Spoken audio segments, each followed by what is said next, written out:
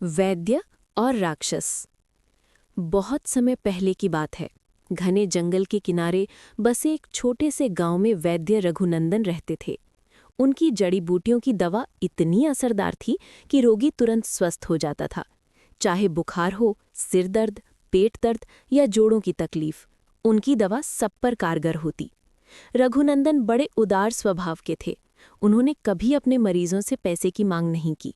लोग अपनी हैसियत के मुताबिक अनाज, दूध, सब्जी या फल दे जाते। गरीबों से तो वो कुछ भी नहीं लेते, बल्कि कभी-कभी अपनी जेब से दवा खरीदकर मुफ्त दे देते। लेकिन उनकी पत्नी भानुमती इस उदारता से खुश नहीं थी। उसने शादी के समय सोचा था कि इतने मशहूर वैद्य के घर में धन संपत्ति, रेशमी साड़ियां और सोने चांदी के गहने होंगे।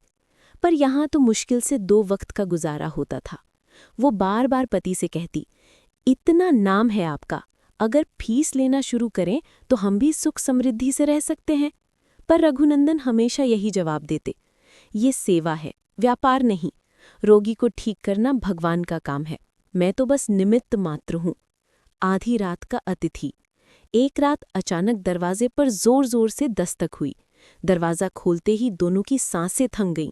सामने एक 10 फुट ऊंचा, लाल आंखों वाला, बालों से ढका हुआ भयानक राक्षस खड़ा था। भानुमती चीख कर अंदर भागी, पर राक्षस फोल्डेड हैंड्स करके बोला, डरिए मत, मैं कोई नुकसान नहीं पहुंचाऊंगा। मेरी तबीयत बहुत खराब है, आपकी ख्याति सुनकर इलाज के लिए आया हूं।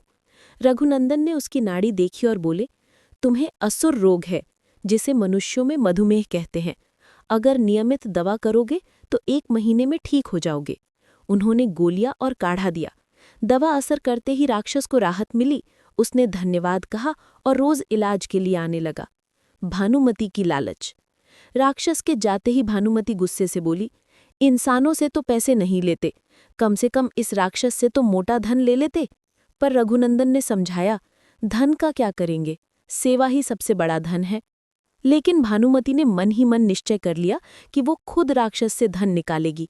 अगले दिन जब राक्षस दवा लेकर जाने लगा तो उसने कहा, राक्षस मामा जी, आपके इलाज पर 100 अशर्फियां खर्च हुई हैं, कल बिना पैसे मत आइएगा। ये सुनकर राक्षस क्रोध में गरज उठा, पैसे मांगने की हिम्मत की, और मुझे मामा कहने की जुर्रत? मैं जंगल में इंसानों को पहले लूटता हूँ फिर खा जाता हूँ। भानुमती डर गई, लेकिन उसके मन में लालच और बढ़ गया। उसने सोचा, अगर इसकी गुफा का पता चल जाए तो ढेर सारा खजाना मिल सकता है। गुफा का रहस्य। एक रात वो चुपके से राक्षस का पीछा करते हुए उसकी गुफा तक पहुंच गई।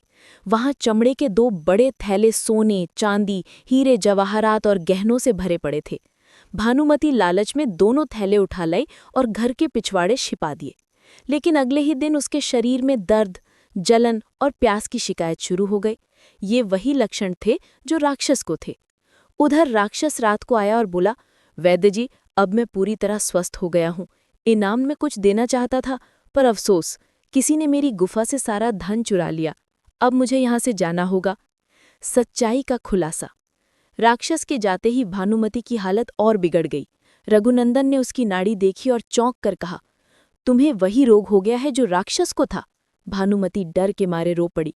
उसने सब सच कबूल कर लिया, कैसे वो गुफा तक गई, धन चुराया और घर ले आई। रोते रोते बोली, कृपया इस पाप के धन को कुएं में फेंक दीजिए, वरना मुझे चैन नहीं मिलेगा।